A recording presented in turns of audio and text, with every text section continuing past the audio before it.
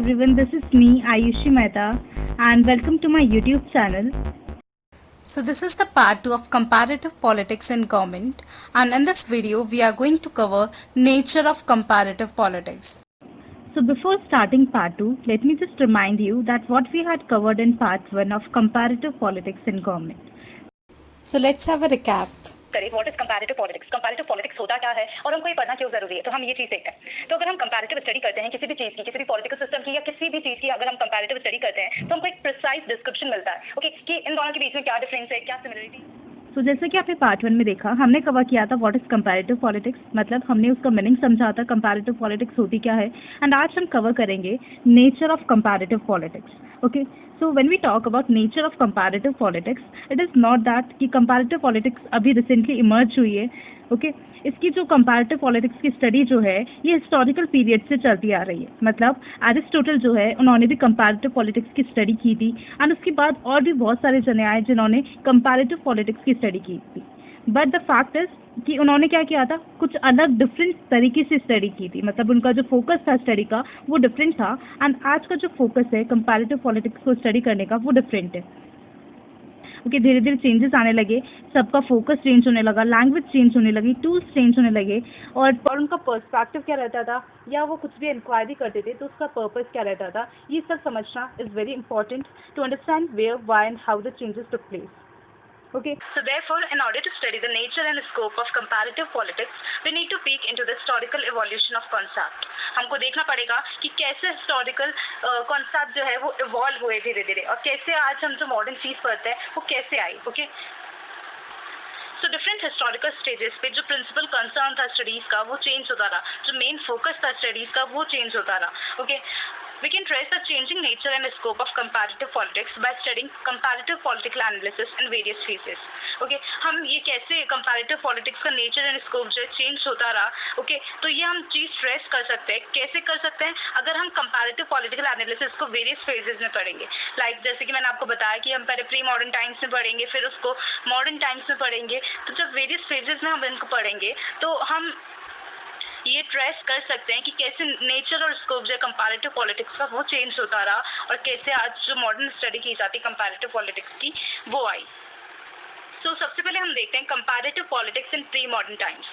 Pre modern times में comparative politics का क्या फोकस रहा था या उस टाइम क्या होता था, वो सब चीज़ अभी हम देखते हैं। तो जैसे कि मैंने आपको बताया था कि एक ग्रीक फिलोसोफर थे एरिस्टोटल, सबसे पहले उन्होंने जो है कंपैरेटिव पॉलिटिक्स की स्टडी की थी। उन्होंने 158 स्टेट्स के कॉन्स्टिट्यूशंस को स्टडी किया था और उनको क्लासिफाई किया था into a typology of regimes. Okay, उनका जो क्लासिफिकेशन था वो डिस्क्रिप्टिव भी था एज वेल एज नॉर्मेटिव भी था। अब डिस्क्रिप्टिव और नॉर्मेटिव क्या होता है वो चीज़ मैं आपको समझाती हूँ। तो नॉर्मेटिव होता है व्हाट ऑट टू बी और व्हाट शुड बी, मतलब कैसा होना चाहिए। Okay, instead of what is, कैसा है, उसकी जगह व्हाट ऑट टू बी और व्हाट शुड बी, मतलब कैसा है की जगह कैसा होना चाहिए। तो उनका जो क्लासिफिकेशन था वो डिस्क्रिप्टिव भी था और नॉर्मेटिव भी था। मतलब उन्होंने ओनली डिस्क्राइब, उन्होंने पॉलिटिकल सिस्टम को उनके टाइप्स की बेसिस पे डिस्क्राइब नहीं किया था कि whether this political system is democratic और मोनार्की, बट उन्होंने उनको डिस्टिंग्विश किया था on the basis of certain norms of good governance. Now, such comparison can be outlined in a systematic manner by outlining his study as he raised the question that which constitutions are more prone to revolt or what are causes of political stability. उन्होंने ये question उठाया कि कौन से constitution ऐसे हैं जिनमें revolt होने के ज़्यादा चांसेस है, जिनमें लड़ाई होने के ज़्यादा चांसेस है। ओके, एंड क्या कारण है पॉलिटिकल स्टेबिलिटी का। तो इस बेसिस पे उन्होंने पॉलिटिकल सिस्टम्स की स्टडी की कि कौन से कॉन्स्टिट्यूशन ऐसे हैं जहाँ पे लड़ाई होने के ज़्यादा चांसेस है, एंड कौन से पॉलिटिकल सिस्टम ऐसे हैं जहाँ पे पॉलिटिकल स्टेबिलिटी अच्छी है। अगर अच्छी है तो उसके रीजंस क्या है, तो उन्होंने इस बेसिस पे स्टडी की पॉलिटिकल सिस्टम की।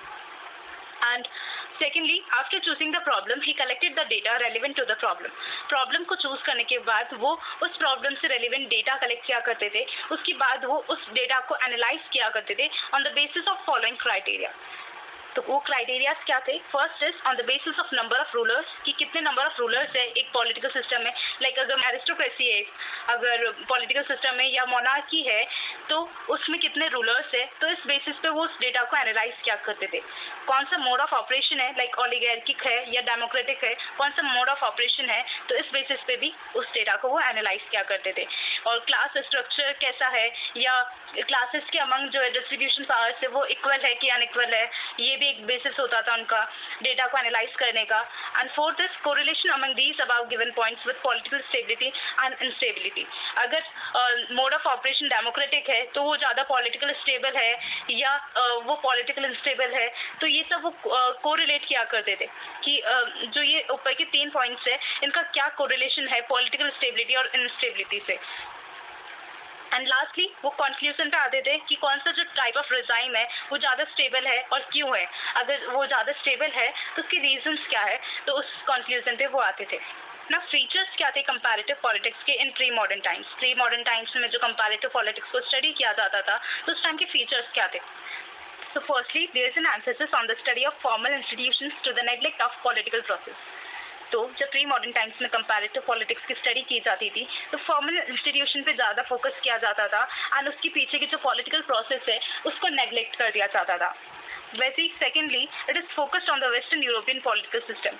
वेस्टर्न यूरोपियन पॉलिटिकल सिस्टम जो है उस पर ज़्यादा फोकस दिया जाता था एंड जो non western European political system है उसको नेग्लेक्ट कर दिया जाता था। So basically it was culture bound. And the third one is comparative politics at that time was mainly normative in nature. जैसे कि मैंने आपको पहले भी बताया था कि नॉर्मेटिव का मीनिंग क्या होता है, कि normative talks about what should be and instead of talking about what is it talks about what should be और व्हाट ऑट टू बी। तो उस टाइम की जो कंपैरेटिव पॉलिटिक्स की स्टडी हुआ करती थी वो नॉर्मेटिव की नेचर में वो हमेशा इस बारे में बात करती थी कैसा होना चाहिए, कैसा है और उसको कैसे सही किया जा सकता है उसके बारे में वो बात नहीं करती थी, बट लेकिन कैसा होना चाहिए वो उसके बारे में बात करती थी। Fourth one is there's a neglect of the findings of other social sciences having bearing on the political phenomena.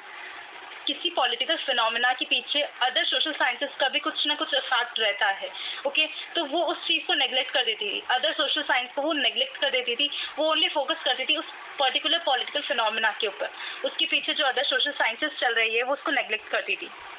And there was a pressure to find similarities and overall the objective was to establish classification rather than focused study of any particular system. और उनके ऊपर pressure हुआ करता था कि आपको अगर आप दो पॉलिटिकल सिस्टम को कंपेयर कर रहे हो तो आपको उनके बीच में सिमिलरिटीज ढूंढनी है, ओके एंड उनका जो ओवरऑल ऑब्जेक्टिव रहता था वो ये रहता था कि आपको एक क्लासिफिकेशन इस्टेब्लिश करना है। उनको ये नहीं बोला जाता था कि आप एक पॉलिटिकल सिस्टम को अच्छे से ओवरऑल उसकी स्टडी करो या एक पर्टिकुलर सिस्टम की स्टडी करो, ओके उनको ये नहीं बोला जाता था, बट लेकिन उनको सिमिलरिटीज ढूंढने के लिए बोला जाता था एंड उनको ओवरऑल उनका ऑब्जेक्टिव रहता था एक क्लासिफिकेशन आपको इस्टेब्लिश करना है। That's it for the part 2. Part 2 में हमने देखा कि नेचर ऑफ कंपैरेटिव पॉलिटिक्स का हमने एक फेज पढ़ा, that is pre modern times. Pre modern times में कैसे कंपैरेटिव पॉलिटिक्स को स्टडी किया जाता था, उस टाइम क्या फीचर्स हुआ करते थे, कहाँ पे फोकस हुआ करता था कंपैरेटिव पॉलिटिक्स का, वो चीज़ हमने कवर कर ली है। And in the next part we will be covering more phrases like this.